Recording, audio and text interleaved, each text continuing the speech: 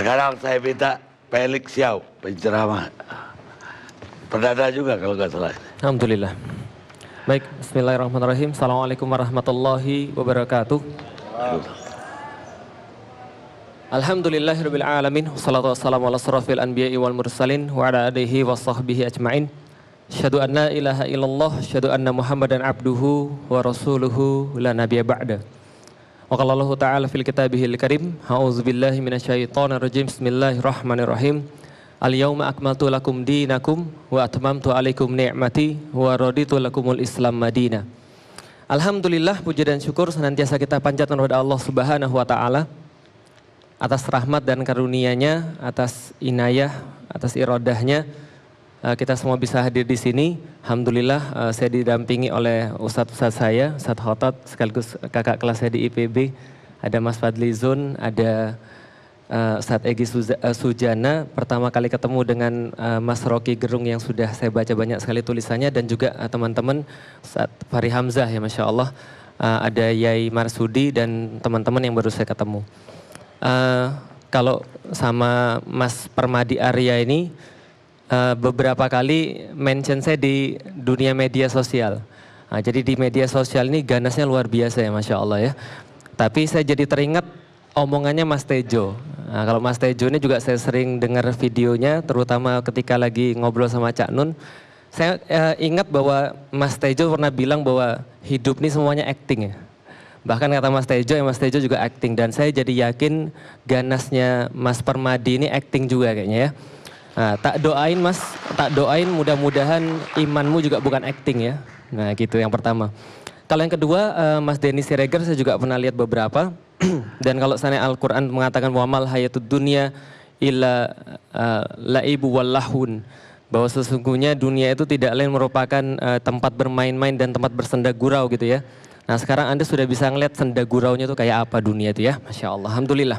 Jadi yang pertama-tama saya pengen ngasih tahu dulu, saya datang ke sini, Alhamdulillah, karena memang mungkin TV One melihat saya sebagai penggiat media sosial juga ya. Bedanya bukan mungkin di sini. Kenapa? Penceramah. Ah ya penceramah ya. Di sini penceramah. Tapi kalau tadi yang di sana ngaku media sosial penggiat, kayaknya di sini followernya paling gede saya kayaknya. Begitu. Ah ya gitu. Itu tidak usah dipertanyakan lagi karena itu sudah berdasarkan data. Jadi kalau bicara tentang media sosial, saya pikir saya lebih berhak untuk kemudian mewakilkan orang-orang yang ada di media sosial dibandingkan yang lain yang telah lebih dulu berbicara tadi. Nah pertama-tama gini Bapak Ibu sekalian, Bang Karni, saya pengen memberitahu ada satu hal yang luput yang mungkin belum dijelaskan oleh pendahulu-pendahulu tadi. Yang pertama-tama adalah ini semua tidak pernah terjadi di Indonesia. Gerakan 212 ataupun kemudian reuni yang baru kita laksanakan kemarin, ataupun kejadian-kejadian yang mendahuluinya, ini belum pernah terjadi di Indonesia ke belakang, belum. Baru terjadi ini saja. Nah, kapan terjadinya? Ini mulai terjadi setelah ada penguasa baru yang muncul. Nah, jadi ketika ada satu penguasa baru yang muncul, ada sesuatu penguasa baru yang muncul, kemudian ada beberapa hal yang kemudian memaksakan ingin mensekularisasi Indonesia secara lebih jelas lagi. Memisahkan peran agama daripada kemudian kehidupan sosial. Artinya adalah apa? Agama ini seolah-olah tidak boleh mengambil peran di dalam kehidupan, walaupun ternyata kita lihat di Indonesia yang mayoritas adalah orang-orang Muslim. Contoh misalnya, ketika misalnya terjadi pilkada di Jakarta, ini kan ada satu hal yang sangat bertentangan. Indonesia mayoritas adalah Muslim. Kemudian mereka harus dipaksa seolah-olah kemudian menerima pemimpin yang dalam agama mereka melarang dengan jelas bahwa orang-orang Muslim itu dikuasai oleh orang-orang yang bukan Muslim. Itu sudah jelas sekali dituangkan di dalam Al-Quran, salah satunya yang kelak nanti akan diingat sebagai gerakan Al-Ma'idah 51 itu. Nah ini ada sebuah hal yang kemudian dipaksakan. Sabar Ustaz, Alhamdulillah. Saya belum selesai. Nah ada kemudian yang sudah dipaksakan di sini. Nah ketika ini kemudian terjadi, ada polarisasi. Dan kalau boleh dicek di Facebook saya sudah bilang dari awal bahwa ini kalau diteruskan akan jadi masalah yang sangat besar sekali. Lah kenapa? Seolah-olah ada pemaksaan ingin mensekularisasi Indonesia lebih dalam lagi daripada yang sudah pernah ada. Nah, dari situlah kemudian ketika ada gerakan-gerakan kaum muslimin yang akhirnya 411, 212, ini ada satu hal yang memang tidak pernah dirasakan. Saya masuk Islam tahun 2001. Jadi pada Bapak Ibu sekalian yang hadir di sini yang ada di rumah, saya masuk Islam 2001. 15 tahun, 16 tahun saya berada di, maaf, 2002 saya masuk Islam. 15 tahun saya berada di dalam Islam, itu tidak pernah saya temukan ada satu common sense di antara kaum muslimin untuk satu gerakan. Nah, kenapa ini bisa muncul? Karena mereka mengatakan kami memiliki, kami mendapatkan hidayah, kami mendapatkan pencerahan, kami mulai sadar dengan agama kami, tanggung jawab dengan agama kami sendiri, yang setiap hari kami ucapkan, yang setiap hari kami baca Al-Quran. Setelah kemudian kasus penistaan Al-Maidah 51 itu, mereka menjadi punya sebuah tanggung jawab yang lebih besar dalam agama mereka. Muncul satu gerakan. Nah, ketika muncul satu gerakan ini menjadi sebuah gerakan yang tidak bisa diabaikan oleh siapapun. Terlepas tadi ada usaha kemudian untuk mengkerdilkan gerakan ini dengan kata-kata seperti tadi, yang hadir di sana cuma puluhan ribu. Ada satu situs berita mengatakan dari polisi sendiri, itu polisi yang ditugaskan untuk menjaga aksi kemarin itu, bukan aksi ya Ustaz ya, ngumpul, reuni, baik. Reuni dan Maulid Akbar, itu yang ditugaskan 35 ribu. Lah kalau dikatakan orangnya 30 ribu, berarti siapa yang mengawal siapa kan gitu? Gitu kan ya? Artinya apakah kemudian polisi yang kemudian mengawal pesertanya, ataukah pesertanya yang ngawal polisinya? Jangan-jangan, karena polisinya lebih banyak. Nah, sedangkan kejadian itu kan nggak ada. Oke, terlepas daripada kemudian aksi apapun yang kemudian mengkerdilkan, mereka harus kemudian memahami bahwa gerakan ini tidak bisa diabaikan. Buktinya, seberapapun yang hadir itu jauh lebih besar daripada yang bisa dikumpulkan oleh partai politik manapun. Dan terutama yang bisa dikumpulkan sama aksi-aksi tandingan. Seperti misalnya tahun lalu ada aksi 412. Itu jauh lebih banyak kemudian aksi reuni ini. Nah, ini tidak bisa diabaikan oleh siapapun. Apa yang bisa kita lihat dari sini? Yang kita bisa lihat dari sini adalah kalau aksi ini terus berjalan, ini faktanya, kalau aksi ini terus berjalan, maka ada yang takut dengan adanya aksi ini. Padahal aksi ini tadi tidak lain dan tidak bukan adalah sebuah kesadaran umat muslim peduli dengan agamanya sendiri. Mereka mulai sadar bahwa Al-Quran memerintahkan mereka soalan pemimpin misalnya. Al-Quran memerintahkan mereka dalam kehidupan ada aturan-aturannya. Setiap hari mereka baca ayat tentang riba misalnya. Lalu kemudian mereka membandingkan dengan kenyataan yang sekarang. Apakah kemudian apa yang diperintahkan di dalam Al-Quran ini sudah diterapkan pada hal yang sekarang? Mereka membandingkan dengan kemudian ayat-ayat yang lain. Karena agama Islam kan agama spesial. Dia tidak hanya kemudian urusan akhirat, tapi dia urusan dunia yang nanti akan berpengaruh di akhirat. Nah, ketika gerakan ini kemudian mulai menggulir dan kemudian mulai besar, ada yang khawatir. Lah kenapa khawatir? Tidak lain dan tidak bukan, pasti ada kepentingan dengan syahwat kekuasaannya. Dengan kata lain, kalau andaikan ini gerakan kemudian terus-menerus kemudian bergulir, semakin banyak orang-orang muslim yang sadar dengan agamanya sendiri dan mereka punya tanggung jawab dengan agamanya sendiri, dengan kata lain, jualan-jualan yang sekarang digulirkan itu menjadi tidak laku. Nah, makanya dibuat narasi yang baru. Apa narasi yang barunya? Narasi yang barunya adalah radikalisme, intoleransi, anti Pancasila, anti NKRI. Yang diserang siapa? Karena mereka tidak bisa nyerang langsung kepada Islam, karena mereka nggak berani nyerang langsung kepada Islam. Yang diserang adalah para ulama-ulamanya. Yang diserang adalah kemudian tokoh-tokohnya, partai-partainya, kelompok-kelompoknya. Muncul kemudian serangan-serangan itu secara masif. Untuk apa? Untuk menjatuhkan wibawa Islam yang kemudian dibawa oleh orang-orangnya ini dan oleh kelompok-kelompoknya ini. Muncul kriminalisasi ulama. Yang tadi memunculkan rasa kemudian di mana letak keadilan. Ketika ada misalnya satu kasus A tadi, kemudian kenyataannya berbeda dan perlakuannya berbeda ketika kasus yang lain. Nah, ini kemudian muncul banyak sekali kemudian hal-hal seperti tadi. Nah, maka reuni 212 ini yang perlu kita jelaskan pertama adalah ini adalah sebuah pengingat bagi setiap orang muslim yang hadir di sana bahwa aksi ini diinisiasi oleh aksi 212 yang kemarin tahun lalu, bahwa ini adalah aksi bela ulama dan bela Islam. Bela kemudian agama mereka. Anda sebagai seorang muslim, apakah Anda tidak punya tanggung jawab terhadap agama Anda sendiri? Yang kemudian Anda bersyahadat dengan agama Anda sendiri itu. Lalu kemudian Anda biarkan kemudian agama ini kemudian diperolok oleh orang-orang yang lain. Kemudian dijadikan bahan kemudian cercaan oleh orang-orang yang lain. Kenapa kemudian setiap orang-orang muslim yang kemudian menyatakan tentang agamanya harus dikatakan tentang intoleransi? Padahal itu dijamin dalam hak-hak hukum tadi yang sudah disampaikan oleh Ustadz Egy tadi. Artinya adalah apa? Umat muslim ketika dia membaca Al-Quran, dia akan menemukan bahwa kenyataan yang sekarang ini tidak ideal. Ini harus kemudian ada sesuatu gerakan kemudian. Nah, makanya mereka datang dengan serta-merta. Karena sudah terpanggil oleh Al-Quran mereka, terpanggil oleh iman mereka. Tidak berdasarkan uang dan sebagainya seperti yang tadi disampaikan. Tadi saya ada catat beberapa, jadi wajar ya. Jadi kalau saya tuh pergi ke restoran itu, kadang-kadang ketika ada orang ditawarin menu tuh ada orang nanya begini, ini harganya yang paling murah berapa? Nah, itu berarti sensitifnya duit. Lah kenapa? Bisa jadi duitnya nggak ada, bisa jadi kemudian dompetnya terbatas. Tapi kalau misalnya orang yang mikirnya enak dan nggak enak, biasanya milihnya begini, yang mana di sini yang paling spesial? Lah kalau misalnya Bang Denny tadi mengatakan bahwa ini dananya dari mana? Nggak mungkin dikumpulkan dengan dengan tidak ada dananya orang sebanyak itu. Kenapa? Karena memang bisa jadi cara berpikirnya seperti itu. Cara berpikirnya adalah kalau mengumpulkan massa harus ada uang. Mereka tidak terpikir ada opsi yang lain. Bahwa ada orang yang kemudian bahkan mengeluarkan uang di situ, bahkan mereka kemudian mengerahkan segala sesuatu yang mereka punya dan mereka nggak segan-segan untuk membayarkan orang lain. Anda bisa tanya, dengan kemudian reuni 212 yang jumlahnya jutaan itu insya Allah. Nah Anda boleh tanya seberapapun yang Anda mau banyak kumpulkan surveinya. Coba tanya sama mereka duitnya mereka dari mana. Dan insya Allah Anda akan temukan bahwa mereka tidak ada sama sekali yang dibayar. Jadi kalau ada kemudian tudingan-tudingan, tuduhan-tuduhan yang kita kemudian pertanyakan adalah selama ini kemudian ada yang mengatakan toleransi. Selama ini kemudian ada yang mengatakan bahwa mereka paling Pancasilais. Paling kemudian NKRI. Tapi mereka tidak siap ketika menghadapi ada umat muslim yang bersatu. Lah kenapa? Karena ada sesuatu yang kemudian terjadi pada mereka yang akan berefek dengan kemudian kumpul-kumpul seperti ini. Atau reuni tadi 212. Oke, menjawab yang lain. Tentang bendera Hizbut Tahrir yang tadi dikatakan. Jadi saya tuh kadang-kadang gini ya, orang panik itu ya. Kalau andaikan mereka tuh nggak punya apapun yang digapai, kalau orang mau tenggelam itu ya jeram yang ngambang aja mereka ambil. Lah kenapa? Jadi gini, saya tuh selalu diajarkan sama ustadz-ustadz saya kalau ngomong tuh pakai data, gitu kan ya. Nah data yang tadi disampaikan itu ada data, tapi datanya fatal. Lah kenapa datanya fatal? Saya ke Topkapi itu lebih dari 15 kali. Lebih 15 kali. Topkapi, Museum Topkapi. Dan saya nggak tahu kalau Mas Permadi tadi yang diklaim Abu Janda ya, berarti bapaknya janda ya. Oh, gitu ya, Masya Allah, Alhamdulillah.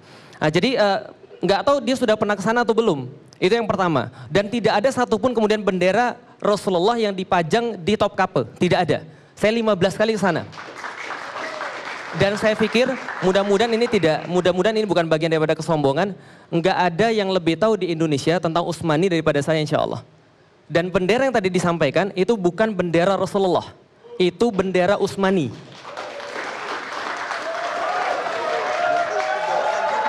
Makanya berarti itu adalah sebuah kebohongan publik yang kemudian tadi. Bahkan ini adalah, boleh ngasih. Loh, sebentar Mas, sebentar, tunggu dulu. Katanya tadi nggak boleh ngomong dulu. Piye toh? Nah, gitu kan ya. Baik, jadi artinya ini adalah kemudian sebuah hal pembohongan yang kemudian sebuah penggiringan opini. Bahkan inilah hate speech yang sebenarnya. Lah kenapa? Dari tadi kalau misalnya difahami dan didengarkan, inilah ucapan-ucapan provokasi tadi.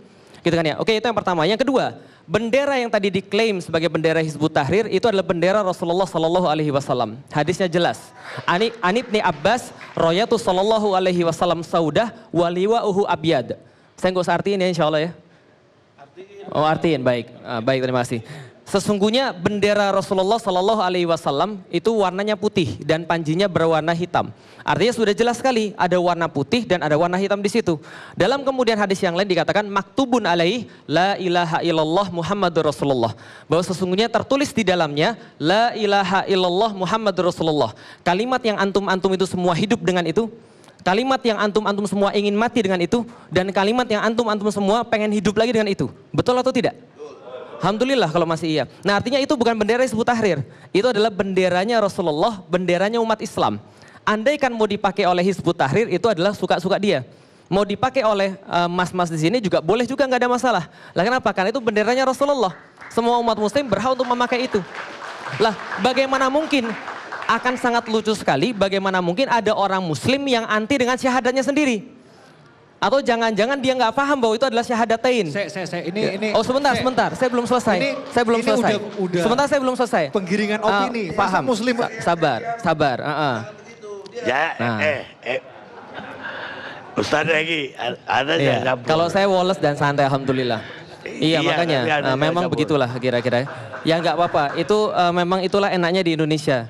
Indonesia itu orang-orang nyenengke, lucu-lucu, alhamdulillah ya. Jadi DE lucu nggak apa-apa. Jadi artinya ini adalah kemudian bendera yang kemudian bertuliskan kalimat syahadatain. La ilaha illallah Muhammadur Rasulullah. Ini adalah kemudian kalimat yang kemudian senantiasa dibanggakan oleh orang muslim. Nah inilah kemudian dalil-dalil yang paling mendekati dengan bendera Rasulullah Sallallahu Alaihi Wasallam. Bicara tadi dengan bendera Utsmani, banyak bendera Utsmani. Saya coba lihat nanti sana, kalau bendera Utsmani biasa ada kalimat Inna fatahna laka fatham mubina yang kemudian dijadikan sebagai bagian daripada bendera mereka. Oke, yang terakhir teman-teman sekalian, yang pengen saya sampaikan. Pertama-tama kalau kita mau konstruktif, kalau kita mau benar-benar berpikir untuk bangsa ini, berpikir untuk Indonesia, yang sama-sama kita cintai ini, dakwah itu tidak mungkin dilakukan kalau kita nggak mencintai Indonesia. Andaikan umat Islam tidak mencintai Indonesia, maka Indonesia tidak akan merdeka. Dan kita perlu ingatkan pada semua pihak, bahwa Indonesia ini merdeka, saham terbesarnya adalah umat muslim.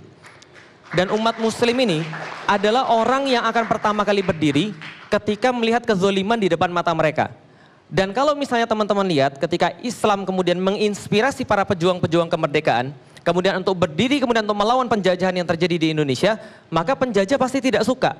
Penjajah akan mendiskreditkan gerakan-gerakan ini. Dikatakan gerakan inilah, gerakan itulah, gerakan yang sebagainya. Nah, pertanyaan saya, kalau seandainya ada persatuan umat, yang Masya Allah kalau antum datang ke sana, kita tidak usah berbicara tentang wasilah-wasilah hidayah yang dihantarkan lewat 212 itu. Tapi kalau seandainya Anda datang ke sana, Anda akan merasakan keharuan yang sangat luar biasa. Persatuan yang sangat hebat sekali. Artinya kalau ada yang nggak suka, jangan-jangan Anda ini bermental penjajah. Lalu kemudian yang terakhir banget, sorry Bang Karni. Kan saya kan baru sekali. Gitu kan. Baik, lalu kita yang terakhir.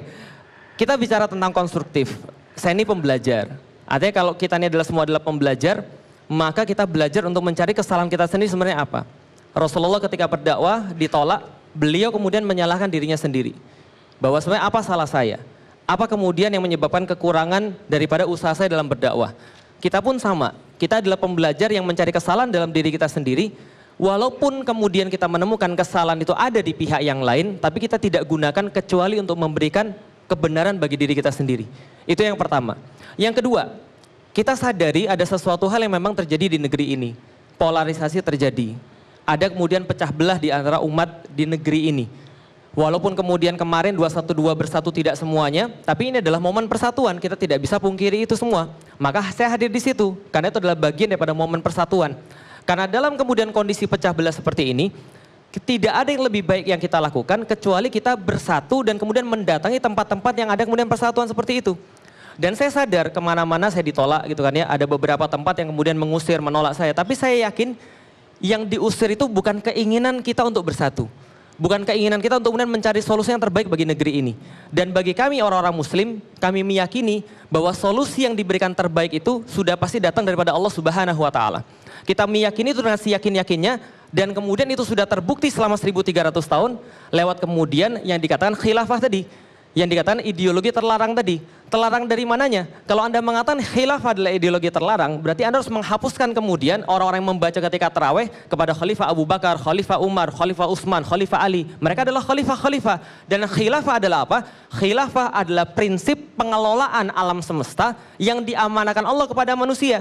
Berarti ketika Bang Permadi misalnya jadi seorang bapak yang baik, jadi seorang kemudian ayah yang mengajari anak-anaknya dengan baik, belajar dengan baik pada istrinya, dia sudah menjadi khalifah yang menerapkan prinsip-prinsip khilafah.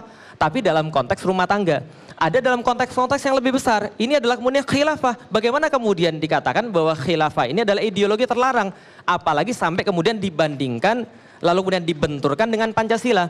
Dan semua sudah sepakat saya pikir, bahwa Pancasila dijiwai oleh nilai-nilai Islam. Tadi sudah disampaikan oleh Bang Egy, kita sudah sepakat. Artinya adalah apa? Artinya adalah jangan sampai kemudian kita ini kalau mau mencari solusi kemudian menjelek-jelekkan yang lain. Senantiasa memprovokasi yang lain. Ini bukan sesuatu yang baik insya Allah. Baik. Kita menginginkan kebaikan dan mudah-mudahan kebaikan itu ada pada hari ini. Wallahu a'lam bishawab. Assalamualaikum warahmatullahi wabarakatuh. Waalaikumsalam. Boleh. Ini sebentar aja Bang Karni, nggak lama. Iya. Cuman mau ini nanggepin ini soalnya tadi ada narasi. Nah ini yang saya maksud nih Bang Karni. Ini ada narasi berbahaya. Kalau saya kritik benderanya dibilang anti lafadz la ilaha illallah. Ini narasi yang berbahaya ini. Saya ini terkenal Bang Karni karena saya nih lagi rame ISIS 2014. Saya orang yang berani ngece, ngolok-ngolok ISIS. Tahu saya dibilang apa Bang Karni? Dibilang anti Islam. Ini yang berbahaya. Justru jadi nuwun sewu Kofelik ya. Kalau Kofelik bilang ini hate speech, ini juga hate speech. Bilang saya kritik bendera kok dibilang saya anti sama la ilaha illallah, itu kan udah jauh sekali itu. Terus soal itu tadi dalil ya nuwun sewu, aku nggak mau karena saya bukan ustadz seperti Koko Felix ini. Jadi kalau Koko Felix patokannya dalil hadis mengenai bendera ini, nuwun sewu ya Pak Alkotot bentar. Yang saya tahu sebagai saya seorang muslim, hadis itu baru itu baru ada 200 tahun setelah Rasulullah wafat. Banyak yang doif, banyak yang palsu juga. Jadi nuwun sewu kalau misalnya itu nggak bisa dijadiin pegangan, tapi saya nggak mau ke situ ya Pak Akotot ya. Sudah Saya nggak tahu ya nggak usah ngomong. Lah makanya saya nggak mau bahas itu.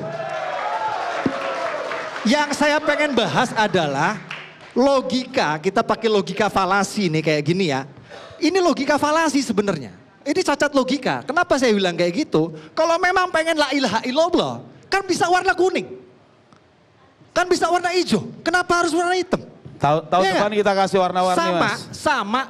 Sama seperti sekarang gini, misalnya ada orang ngibarin bendera Palu Arit. Terus bilang ini bendera PKI. Terus dia bilang apa?